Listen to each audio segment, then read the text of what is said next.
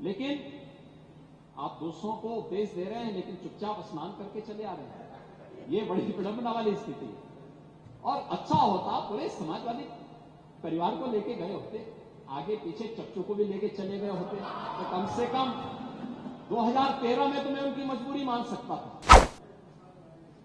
कम से कम 2025 में तो करवा करके पुणे के भागीदार बना देते। लेकिन आपने आज भी उनको पुणे का भागीदार बनने से वंचित कर दिया। देखिए, भतीजे चले गए, चच्चू फिर वही का ठगा रहता अपने अपने। कौन सा तुष्टीकरण इसमें है? ये तुष्टीकरण नहीं, 56 करोड़ लोगों के आने का संतुष्टीकरण है, भारत के संतुष्टीकरण है। और क्या प्रचार करना बुरा था क्या? इसका जो हिस्सा है ये उन करोड़ों लोगों की आस्था के साथ खिलवाड़ है और किसी जाति मत और मजहब से जुड़े हुई बस संख्या भी नहीं है और किसी वर्ग का भी नहीं है। इसमें गांव में एक सामान्य नागरिक भी आ रहा है, देश का बड़ा उद्योगपति भी आ रहा है, देश की महामहिम राष्ट्रपति भी आए, महामहिम उपराष्ट्रपति भी आए, माननीय प्रधानमंत्री जी भी आए, केंद्रीय मंत्रीगण आए हैं, स्पीकर साहब आए हैं लोकसभा के, उच्चतम न्यायालय के माननीय न्यायाधीश हो या हाईकोर्ट, तमाम उच्च न्यायालयों के माननीय न्यायाधीशों की संख्या, समाज का हर तबका प्रयागराज के लिए उमड़ रहा है, हर व्यक्ति आ रहा है। और क्या प्रचार करना बुरा था क्या? क्या हमें उत्तर प्रदेश की किसी उपलब्धि को, उत्तर प्रदेश की किसी आयोजन को देश और दुनिया के सामने नहीं ले जाना है क्या? आपने प्रत्येक स्नान के समय वहां देखा होगा किस प्रकार की स्थितियां थी। श्रद्धालु हो या फिर पर्यटक हो, देशी हो या विदेशी पर्यटक हो, जो एक बार कुंभ में डुबकी लगाया और भूरी भूरी प्रशंसा किया, व्यवस्था की प्रशंसा किया, जल की प्रशंसा किया, आयोजन की प्रशंसा किया, एकात्मता की प्रशंसा किया। कौन भेदभाव हुआ? कौन तुष्टीकरण हुआ? कौन सा तुष्टीकरण है? कौन सा तुष्टीकरण इसमें है? ये तुष्टीकरण नहीं, 56 करोड़ लोगों के आने का संतुष्टीकरण है, भारत के संतुष्टीकरण है, दुनिया का संतुष्टीकरण है। ये बातें इस बात को एहसास कराती हैं कि भारत की ताकत का एहसास दुनिया कर रही है और उत्तर प्रदेश की ताकत का एहसास पूरा भारत कर रहा है, जहां उत्तर प्रदेश इतने बड़े आयोजन को कर सकता है। इस आयोजन के साथ जुड़ने का सौभाग्य उत्तर प्रदेश वासियों को प्राप्त हो रहा है और उत्तर प्रदेश में भी केवल प्रयागराज इस आयोजन को कर सकता है। यह सौभाग्य उत्तर प्रदेश के अंदर प्राप्त हुआ है। मुझे अभी पिछले सप्ताह वाराणसी जाने का अवसर भी प्राप्त हुआ और वाराणसी मैंने देखा पिछले 1.5 महीने से लाखों की संख्या में श्रद्धालु आ रहा, लेकिन वाराणसी वासी भी खुश हैं। अरे साहब, देश भर से लोग आ रहे हैं, काशी में वर्ष भर से लोग आते हैं, लेकिन लाखों की संख्या में हर दिन हो, मुख्य मुख्य आयोजनों में होते थे, लेकिन लाखों की संख्या में अभिभूत होकर के जा रहा है। उत्तर प्रदेश के बारे में एक नई धारणा लेकर जा रहा है। लगातार लोग आ रहे हैं। अयोध्या धाम में वही स्थिति है, लोग बड़ी संख्या में आ रहे हैं, बड़ी श्रद्धा भाव के साथ अयोध्या के साथ जुड़ रहे हैं और अयोध्या के साथ जुड़ रहे हैं तो आध्यात्मिक रूप से पुणे के भागीदार भी बन रहे हैं, लेकिन साथ साथ यहां पर आर्थिक समृद्धि का द्वार भी खोल रहे हैं। आप मुझे बताइए कि जो स्थानीय स्तर पर आ रहा होगा तो ठीक है, हमने भंडारे के आयोजन किए। पांडे जी, मैं एक बात बताना चाहूंगा, आपके माननीय सदस्य कह रहे थे कि लोग भूखे रहे, ये हिंदुस्तान है, सनातन धर्म के आयोजन में कोई भूखों नहीं रहता, कोई भूखों नहीं रहता। हम मां अन्नपूर्णा की पूजा करते हैं और इसीलिए पूजा करते हैं कि वह हमें इतनी सामर्थ्य दे कि हम दूसरों को भी खिला सकें। और यही हुआ प्रयागराज महाकुंभ में, जो आया वो भूखों नहीं गया। वाराणसी में सेवा चल रही है, अयोध्या में सेवा चल रही है, प्रयागराज में सेवा चल रही है। और प्रयागराज, अयोध्या, काशी, इन तीनों ने अतिथि देवो भव का जो सबसे उत्तम उदाहरण हो सकता है वह भी प्रस्तुत किया। लेकिन जो लोग दुष्प्रचार कर रहे हैं उनकी इस नकारात्मक राजनीति से वे अपना नुकसान पहुंचा रहे हैं।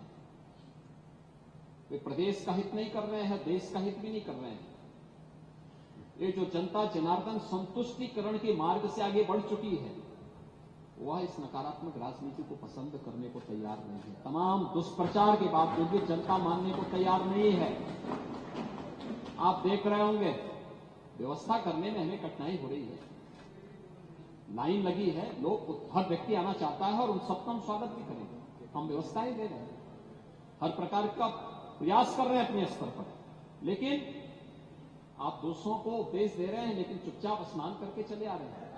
ये बड़ी विडंबना वाली स्थिति है। और अच्छा होता पूरे समाजवादी परिवार को लेके गए होते, आगे पीछे चच्चू को भी लेके चले गए होते, तो कम से कम 2013 में तो मैं उनकी मजबूरी मान सकता था। कम से कम 2025 में तो करवा करके पुणे के भागीदार बना देते। लेकिन आपने आज भी उनको पुणे का भागीदार बनने से वंचित कर दिया। देखिए, भतीजे चले गए, चच्चू फिर वही का ठगा अपने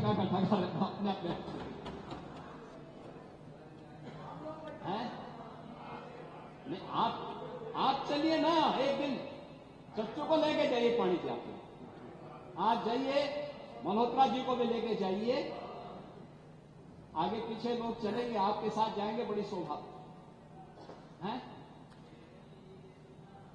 हाँ, ठीक है, अच्छा, बहुत सुंदर। नहीं होना चाहिए। आप जाएंगे तो आप बहुत सारी चीजें, आप बहुत सारी अच्छी चीजें वहां देख करके भी आएंगे और आप वहां बताएंगे भी। महोदय, कुंभ की मेले की व्यवस्था के लिए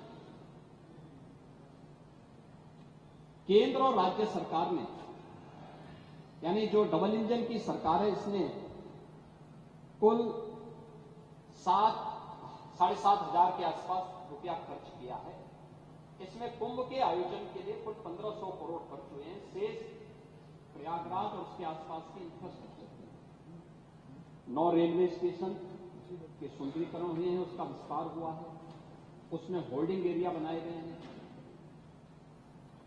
प्रयागराज का जो सिविल टर्मिनल है उसका विस्तारीकरण हुआ है, जहां पर पहले केवल 2 एरोड्रम थे, आज वहां पर 6 ऐसे एरोड्रम बनाए गए हैं जिसके माध्यम से आप 6 एरोप्लेन को एक साथ वहां पे खड़ा कर सकते हैं। और पार्किंग का काफी स्पेस दिया।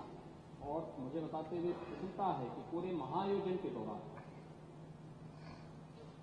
यानी कोई कल्पना नहीं करेगा कि अब तक 750 से अधिक फ्लाइट, रेगुलर और चार्टर प्लेन वहां पर उतर चुके हैं। यानी ये उत्तर प्रदेश की 3000 से अधिक ट्रेन भारतीय रेल ने चलाए। और सचमुच भारतीय रेल का कार्य बहुत अभिनंदनीय रहा। बेहतर कोऑर्डिनेशन के माध्यम से माननीय रेल मंत्री स्वयं कोऑर्डिनेशन के साथ स्वयं जुड़े थे। लगातार मेरी उनके साथ बातचीत हो रही थी। रेलवे बोर्ड के अध्यक्षों या रेलवे के महाप्रबंधक या डीआरएम, अन्य स्तर के सभी अधिकारियों पूरी तत्परता के साथ इस पूरे आयोजन के साथ और लाखों की संख्या में जितनी ट्रेन मेला स्पेशल चलाने की आवश्यकता पड़ी, प्रयागराज से उनके गंतव्य तक पहुंचाने के लिए उन्होंने पूरा सहयोग इसमें किया है, जिससे आयोजन इतनी भव्यता के साथ, इतने दिव्यता के साथ आगे बढ़ पाया है। और इसको हम इस रूप में आगे बढ़ाने का काम कर पाए हैं। और सबके प्रयास लोकल प्रशासन के साथ मिलकर के कार्य आगे बढ़ाए गए। मैं जो व्यवस्था के बारे में कर रहा था कि टेंटेज की जो व्यवस्था वहां पर की गई, आपने देखा होगा कि वहां पर जो व्यवस्थाएं थी इससे पहले